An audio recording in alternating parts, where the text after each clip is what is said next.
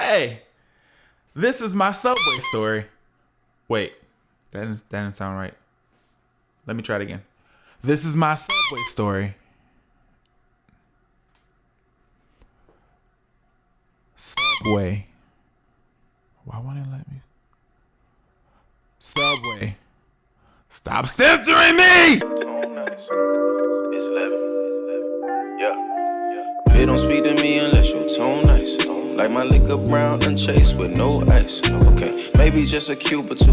Hennessy's the usual. Lemon squeeze around the rim, but tonight needed suitable. Gold slugs in a tailored suit. Gold nut, pinky finger. Ooh, you try to show fake love, but we ain't amused. So we. This is my story when I used to work at a place that slogan was Eat Fresh. Can I say that? I can say that. I wasn't there for very long. I guess the good way to put it, because the story is a little annoying to tell. Not because it's really embarrassing of me, but it wasn't one of my high moral standing parts of my life. Anytime anything would upset me, everyone knew about it. This was my first job. For the sake of the story, my manager's name was Mr. Ike. Mr. Ike was a pedophile. That's not getting bleeped out. I will make sure that's not getting bleeped out because it's true. Me and him went back and forth. Like, I got hired. He didn't want me to get hired. Majority of the staff liked me. He didn't. I was 6'3". He was 5'2". He had bedroom issues. I didn't. At the sandwich shop that I worked at, we had a very late closing time. For some reason, we didn't close until 11 p.m. except for Sundays. But I don't understand why we didn't close at 11 on Sundays, because we closed at 10:30. Big whoop. I am closing with Mr. Ike. It's late night. He says he needs to count the money. For some reason, he used to take hours to count the money.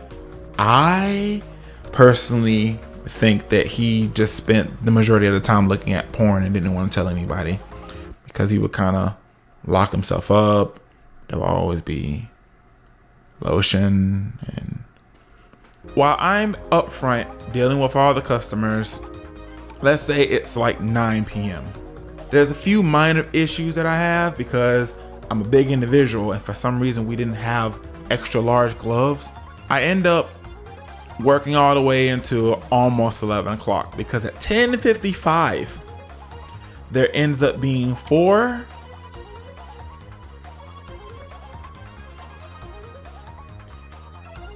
hoes come in, and they're all really loud and ratchet, and they're all the stereotypical things that black women don't aspire to be.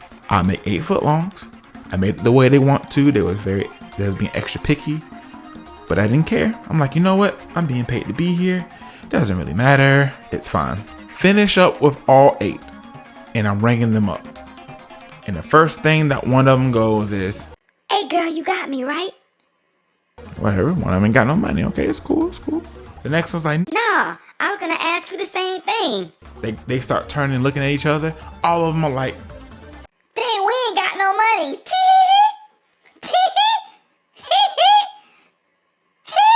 and I'm like, huh. I just sat here making all these subs for nothing because they ain't got no money. The reason why I was more agitated than usual is because the only time that I would get long hours would be on weeknights, and I was in school. This was my senior year. I was already annoyed that I had to close in the middle of the week. But make matters worse, we had this policy that whenever there would be a customer inside of the shop, no matter how long they take, we can't start getting ready to leave until they leave.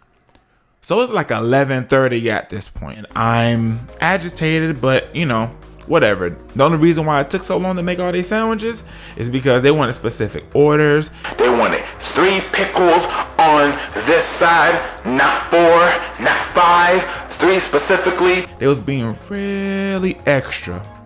And there's a lot of words I could think of to fill in that sentence, but I won't. Because for some reason, something keeps censoring me.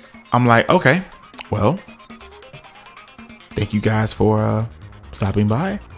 What are we doing with this? They're like, hey, maybe we could work something out.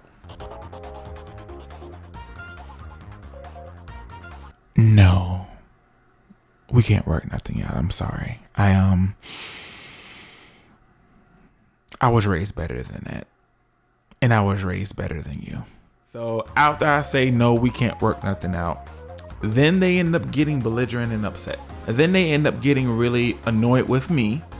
And they start cursing me out. They continue on. And my manager's not coming from the back from whatever he was doing. Whatever he was doing. It continues. I asked them to leave. They start flipping chairs over. And now they're walking out. See, the beautiful part about this is, as they were walking out, my color started to show. Because I went from being real understanding of it, you know what, you ain't got no money, maybe I would have worked something out. Ty was like, get the hell out of my store. They start insulting me. I can't respond back. It turns into, You probably wouldn't know what to do with it if you got some. I kind of lost it. I kind of Blacktivate it. Since I'm remembering things that I've done before. I don't know that she was in the desk, but all I knew is that I heard we going to jail. That I cannot throw them.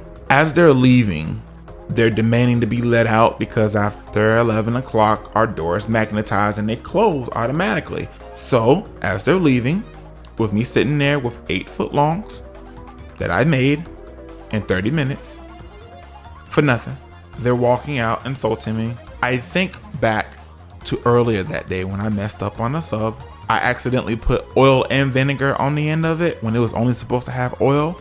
No, I don't know why you just want a sandwich with oil. It's not my prerogative. I don't care. I get so upset. I picked up that sub from earlier. I just threw it. I just chucked it. See, I thought I was chucking it at the wall, but my blackness threw it somewhere else. As the last one's going out the door, she gets hit. But where I hit her at, it wasn't physically on her. I hit her weave. No, it wasn't her hair. Because once when I hit it, the whole thing just said, and it just fell. But it was hanging on for dear life though. So as she's leaving, and the back of it just said, she walks out the door. And as the door is closing, she don't realize that her hair is still inside the store. And the door closes on her hair. As I look at them struggle to get the last girl out, I felt satisfied.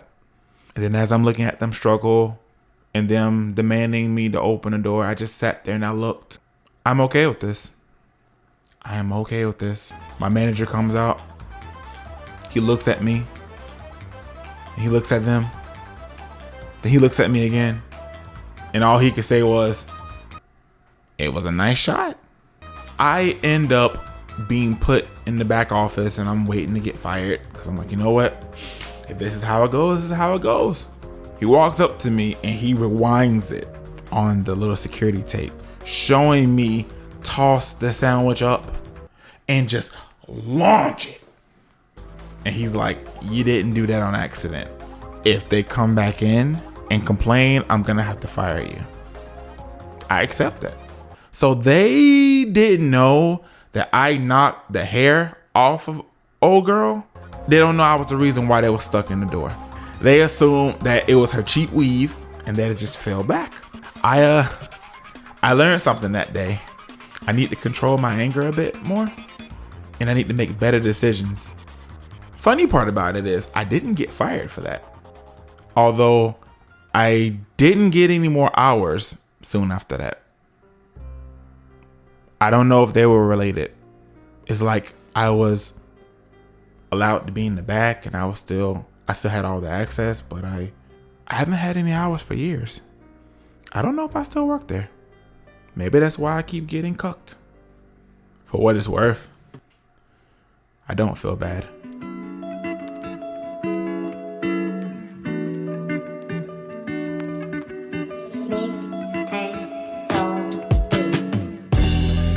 Be more than cars and money.